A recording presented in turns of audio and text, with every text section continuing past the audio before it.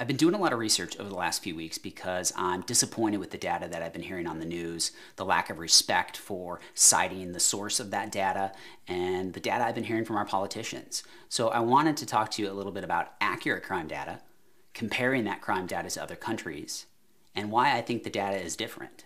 So let's go over to FBI.gov and look at the Uniform Crime Reports. These are reports the FBI has been putting out every year for a long period of time.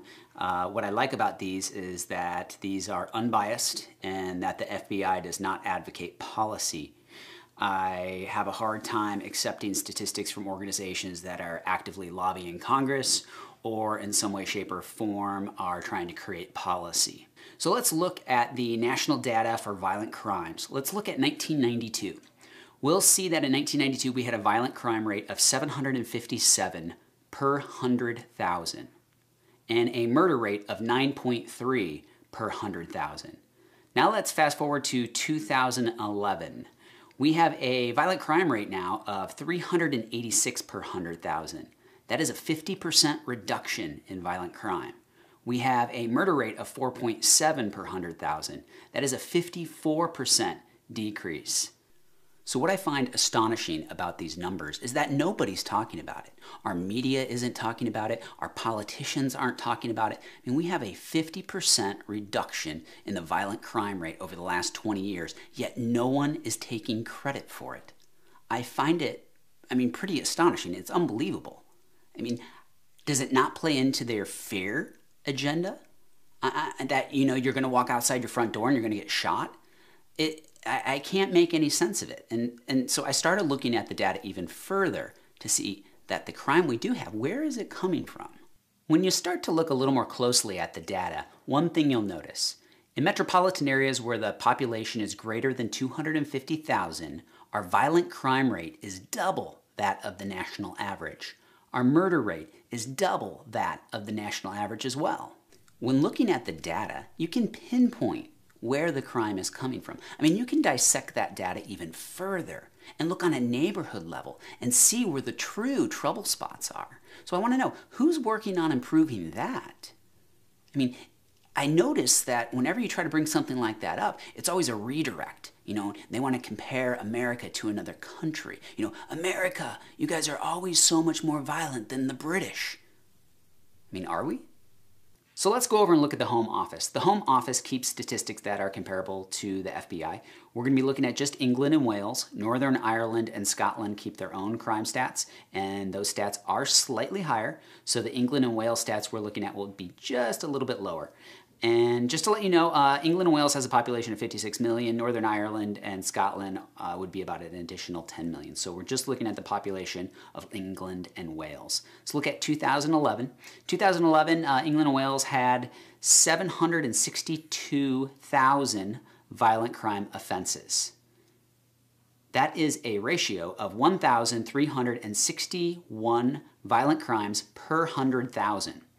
That is 3.5 times the violent crime rate of the United States. England and Wales does have a murder rate of 1.3. That is lower than the United States, but I think it's important to also look at the overall violent crime. And this is something that you don't hear on the news because they want to pick and choose their stats that meets their agenda. But when you clearly look at overall violent crime, the UK has much, much more than ours. So, less guns does not necessarily mean less violent crime. Now, they do have a lower murder rate, but there's a lot of other factors to look at when you're comparing country to country. And there's one important piece of data that is not taken into consideration. As I already mentioned before, the United States, the bulk of our violent crime is in very small pockets in large metropolitan areas. In the US, we have 186 metropolitan areas where the population is 250,000 or greater. In the UK, they have only 32 metropolitan areas where the population is 250,000 or greater. There's a lot of different data to take into consideration when comparing country to country, and honestly, we've just scratched the surface. But one thing I'll tell you is our media and our politicians have not been clear with this. They make it seem so much easier than it is. And there are a few things that we do know. Over the past 20 years, our violent crime rate in the U.S. has dropped by 50%. We know where the crime is coming from. Metropolitan areas with population of over 250,000.